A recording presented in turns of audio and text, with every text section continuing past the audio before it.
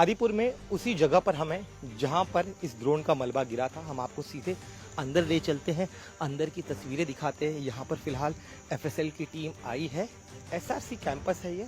SRC campus के ठीक बीचों बीच ये जो झाड़ियों वाला इलाका है, इसी जगह पर यह मलबा गिरा था। इस समय जो है फिलहाल जांच पूरी हो चुकी है। अब मलबा जो है उस मलबे को कलेक्ट करने का काम किया जा रहा है। आज सुबह करीब 8:30 के दरमियान यहाँ रहने वाले लोगों ने आसमान में एक ड्रोन को टूटते हुए ये देखा था। यहाँ पर जैसे ही अगर आप करीब आएंगे तो करीब आने के बाद आपको इसके एक एक पुर्जे जो है वो अलग अलग पुर्जे नज़र आएंगे। मैं चाहूँगा मेरे सहयोगी आगे आए, आगे आके पूरी तस्वीरें आपको दिखाएगी किस तरह से यहाँ पर एक एक चीज़ जो है दिखाई दे रही है। यहाँ पर एक नंबर भी आप देख सकते हैं 24068। तो जो ड्रोन यहाँ पर गिरा है उस ड्रोन का नंबर यहाँ पर दिखाई दे रहा है 24068। यानी इससे समझ सकते हैं कि जिन्होंने इसे बनाया है उसका यह हिस्सा देख सकते हैं। साथ ही में आप इस इम्पैक्ट वाली जगह को देख सकते हैं। मैं चाहूँगा मेरे वीडियो जर्नलिस्ट आगे आए, आगे आके आपको यहाँ की तस्वीरें दिखाएगी किस तरह से जिस जगह यह बम गिरा था, ये ड्रोन गिरा था, उस जगह पर काफ़ी ज़्यादा गहरा खड्डा हो गया है और आसपास का जो इलाका है वो झाड़ जो है वो यहाँ पर जल गए हैं। अब यहाँ पर एफएसएल की टीम ने पूरा सैंपल जो है वो कलेक्ट कर लिया है। मैं चाहूँगा इस एक हिस्से को फिर एक बार आप यहाँ पर देखिए। इस हिस्से में अलग अलग हिस्से जो है पुर्जे जो है वो आपको दिखाई दे रहे हैं। यहाँ पर जो ये टायर जो है वो टायर आप देख सकते हैं। साथ ही में अन्य हिस्से जो है यहाँ पर कुछ और हिस्से दिखाई दे रहे हैं। यहाँ पर अब जो है यहाँ पर तस्वीरों को देखिए, यहाँ पर देखिए किस तरह से यहाँ पर कुछ नंबर नजर आ रहा है। इस नंबर को आप देख सकते हैं। साथ ही में अन्य जो हिस्से हैं उस हिस्सों को आप देख सकते हैं। अब यहाँ पर जो टीम आई है वो टीम यहाँ के तमाम सैंपल्स को कलेक्ट कर रही है। देखिए किस तरह के हिस्से जो है वो यहाँ पर पुर्जे जो है उन पुर्जों को हम आपको दिखा रहे हैं कि किस तरह से यहाँ पर अलग अलग पुर्जे जो है वो गिरे हुए हैं। इसका इम्पैक्ट काफ़ी ज़्यादा था। अहम बात यह है कि जिस जगह यह हमला हुआ इस पूरे परिसर को यहाँ पर फिलहाल जो है ब्लॉक कर दिया गया है।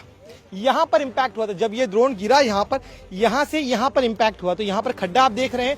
साथ ही में मैं चाहूँगा कि मेरे साथी विजेंद्र आपको इसके अलग अलग हिस्से को दिखाए। देखिए ये जो हिस्सा है यहाँ पर कुछ एक नंबर्स दिखाई दे रहे हैं। इसके पहले जितने भी टारगेट्स किए गए हैं ड्रोन के जरिए, उन टारगेट्स में जो ड्रोन का इस्तेमाल किया गया था वो तमाम ड्रोन्स जो थे वो तुर्की के थे। लेकिन अब यहाँ पर जो ड्रोन गिरा है उसका यह नंबर हम आपको दिखा रहे हैं। देखिए ये नंबर है 24608। तो अब यह नंबर हमें दिखाई दे रहा है, इसके पार्ट्स पर है। साथ ही में अन्य हिस्सा जो है वो भी हम आपको दिखा दी किस तरह से एक एक पुर्जे जो है वो यहाँ पर गिरे हुए हैं। अब इसकी बनावट क्या है, कहाँ किस देश का यह बना हुआ ड्रोन है, यह देखना काफी ज्यादा अहम होगा। साथ ही में मैं आपको इस टीम को भी दिखाता हूँ कि यहाँ पर जो फोरेंसिक टीम आई थी, फोरेंसिक टीम ने हर एक हिस्से जो इम्पोर्टेंट जांच थी उस जांच को कलेक्ट कर लिया है, सैंपल्स कलेक्ट कर लिए और सैंपल्स कलेक्ट करने के दौरान इसकी बनावट क्या थी, इस ड्रोन में किन चीज़ों का इस्तेमाल किया गया था, सर्विलांस के लिए इस ड्रोन में किन चीज़ों का इस्तेमाल किया गया था, वो जो है किन चीज़ों इस्तेमाल किया गया था वह पता लगाने का प्रयास किया गया। साथ ही में जो टायर है, टायर के ऊपर कुछ नंबर लिखा हुआ है। यहाँ पर मैं चाहूंगा मेरे सहयोगी उन नंबर को रिकॉर्ड करें ताकि यह पता लगाया जा सके कि आखिर इसका सोर्स क्या है, कहाँ से ये ड्रोन जो है, किस कंपनी का ड्रोन या किस देश का यह ड्रोन था जिसका इस्तेमाल यहाँ पर पाकिस्तान द्वारा किया गया है।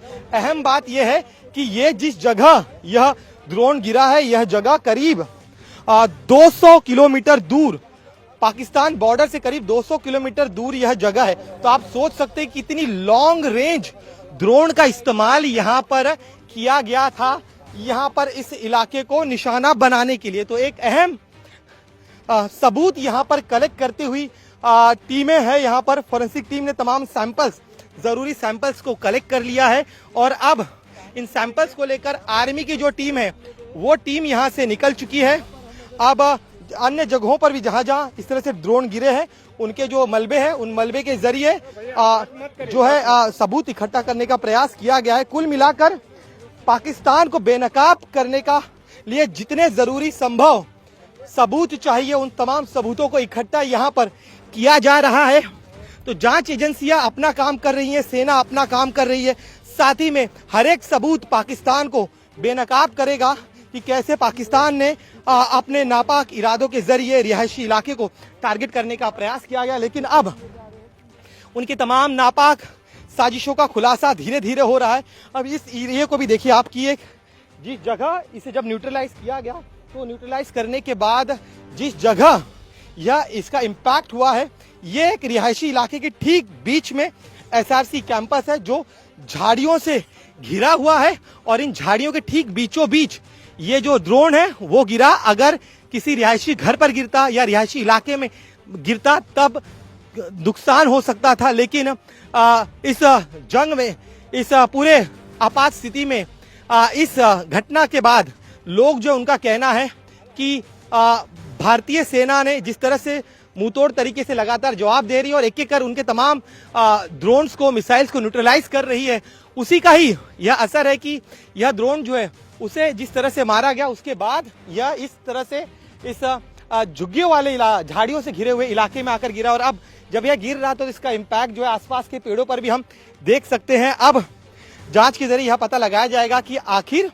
ये जो ड्रोन था वो ड्रोन किस देश का बनाया हुआ था, क्या सिर्फ इसे सर्विलांस के लिए इस्तेमाल किया गया था या फिर इसके अंदर एक्सप्लोजिव्स भी थे, ताकि एक्सप्लोजिव के जरिए यह ड्रोन क्या खुद को सेल्फ एक्सप्लोड भी कर सकता था, क्या ऐसे तमाम पहलू हैं, इसकी जांच की जाएगी। लेकिन सबसे अहम, तुर्की के जिस मिसाइल्स का इस्तेमाल लगातार पाकिस्तान की तरफ से किया जा रहा था उनमें से एक मिसाइल है जिसकी रेंज करीब 200 से 250 किलोमीटर तक की है। जिस जगह यह ड्रोन गिरा है वहां पर एफएसएल की टीम मौजूद है। एफएसएल के अधिकारी इस आसपास के इलाके में कुछ और सैंपल्स कलेक्ट करने का प्रयास कर रहे हैं। चूंकि कोलैप्स होने के बाद यहां पर आग लग गई थी, आग लगने के बाद आप देख सकते ये इम्पैक्ट वाला पॉइंट है। इस इम्पैक्ट पॉइंट के ठीक बगल में इस जगह पर जली हुई ये जला हुआ हिस्सा, और यहाँ पर जो पुर्जे गिरे हुए उन पुर्जे को देख रहे हो और नंबर्स मैच करने का प्रयास किया जा रहा है। मैं चाहूंगा मेरे साथी आगे आए और आपको दिखाएं। देखिए यहाँ पर जो अधिकारी है उन्हें जो पुर्जा मिला है उस पुर्जे पर कुछ नंबर लिखा हुआ है। मैं चाहूंगा आप आगे आइए, आगे तस्वीरें दिखाइए किस तरह से जो पुर्जे मिल रहे हैं उन पुर्जों में कुछ नंबर्स लिखे हुए हैं इस ड्रोन के। तो उन पुर्जों के जो नंबर्स लिखे हुए हैं उनके जरिए पता लगाने का प्रयास किया जाएगा कि आखिर ये कहां से बने हुए। सर, आप जो ये नंबर देखते हैं क्या है बताइए। 890 MC है जी। तो इसका क्या मतलब समझा जाए? वो अभी चल रहा है, इन्वेस्टिगेशन चल रहा है। सर, आपसे जानना चाहिए अब तक जो आपने चीजें कलेक्ट की यहाँ पर, ये सामान चीजें क्या क्या मिल पाया और क्या कुछ पता चल पाया किस देश का ड्रोन है? अगर प्राइमरी इन्वेस्टिगेशन चल रहा है फिलहाल तो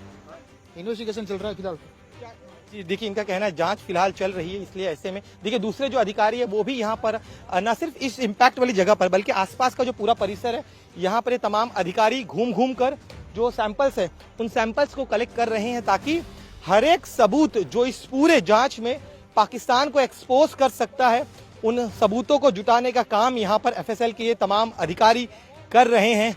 अब तक मेजर सैंपल्स कलेक्ट किए जा चुके हैं, लेकिन जिस इम्पैक्ट के आसपास का जो करीब 50 मीटर का परिसर है, चारों तरफ से 50 मीटर का परिसर है, उन परिसर को इस तरह से जो है रस्सी के जरिए पूरी तरह से एक सील कर दिया गया है। इस परिसर में किसी भी बाहरी व्यक्ति को आने की इजाजत नहीं होगी। और यहाँ पर देखिए, वहाँ देखिए ब्लैक टी शर्ट में जो और एक अधिकारी है वो वहाँ पर जो दूसरा हिस्सा है उस हिस्से में सर्च कर रहे हैं, ताकि कोई और सबूत जो है, जरूरी सबूत इस जांच से जुड़ा हुआ, वो उन्हें मिल जाए। तो यानी लॉन्ग रेंज के इस ड्रोन का इस्तेमाल किया गया था। यह अब इस जो प्राथमिक जानकारी है उससे यह साफ हो रही है। कैमरामैन विजेंद्र के साथ दिनेश मौर्य, इंडिया टीवी, आदिपुर।